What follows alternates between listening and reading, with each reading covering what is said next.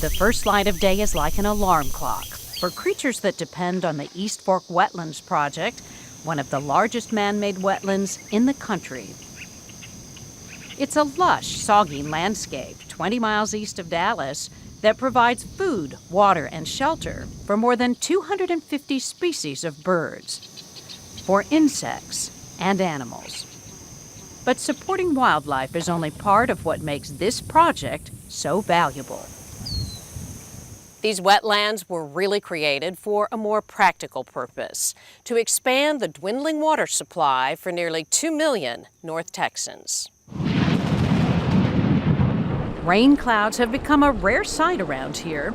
During the past decade, drought has dried up lakes the North Texas Municipal Water District relies on to serve nearly 4 dozen growing communities. Then, a plague of invasive zebra mussels in Lake Texoma put that water supply off limits because zebra mussels can choke off the food for aquatic life and block the intake pipes at water plants. It's been very difficult simply because when we lost 28% of our supply with Lake Texoma as a result of the zebra mussels, we didn't have any surplus. Our option was to buy as much water as we could from adjacent utilities, which we've done. The Water District's Deputy Director, Mike Rickman, says that's why this wetlands project, completed in 2009, has become a lifeline. It now provides 15% of the district's water supply, using plants and settling ponds instead of chemicals to treat the water. I can't place a price tag on it. We're using water that we couldn't have developed otherwise. It is very, very difficult to develop new supplies. Rickman says it all came about through a partnership with the family of John Bunker Sands. The landowner wanted to transform over 1,800 acres of farmland into a more natural, marshy environment, but he needed water.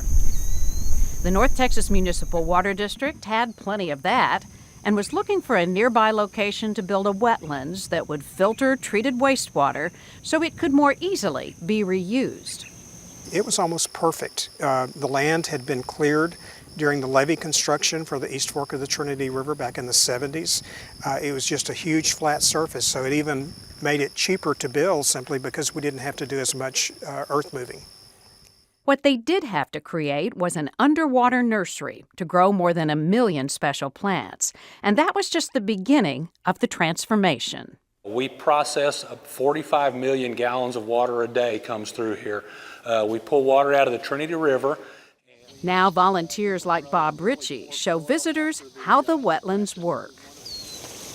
At the north end of the project, the East Fork of the Trinity is mostly treated wastewater, from laundry rooms, kitchens, and bathrooms. Clean enough for the environment, but not for drinking.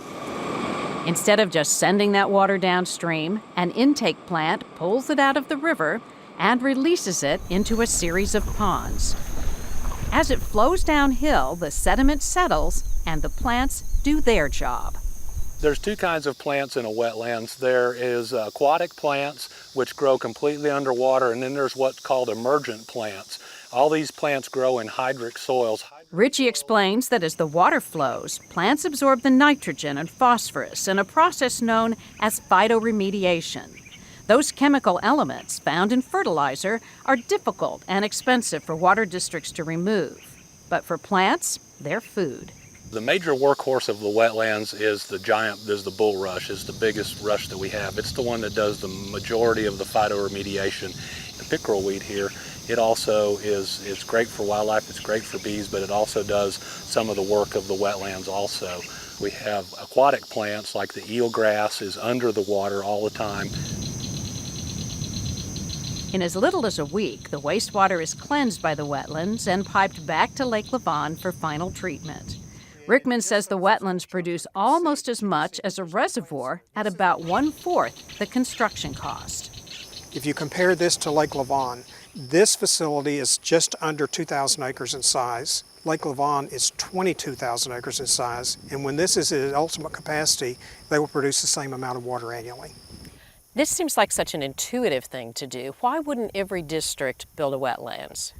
You have to have the raw water to be able to place it through there. You need it adjacent or close to the river, otherwise you're going to have these extreme pipeline costs, because the majority of a project like this, the pipe I was showing you on the hill, every foot of that installed is about $600 per linear foot.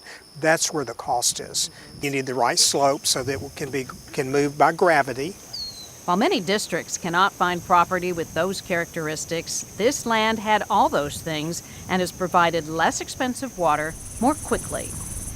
There's also the added benefit of the John Bunker Sands Education Center, visited by thousands of school children and adults each year. Some may initially come for the wildlife. If you walk out there, it's just amazing to see. You get down on your knees and look at all the plants.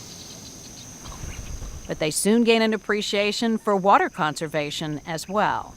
People don't realize we cannot make water, but the wetland here can naturally clean the water, and the plants actually do a better job of cleaning the water than the treatment centers do. It's nature doing double duty, providing sustenance for plants and animals, and one solution for quenching human thirst.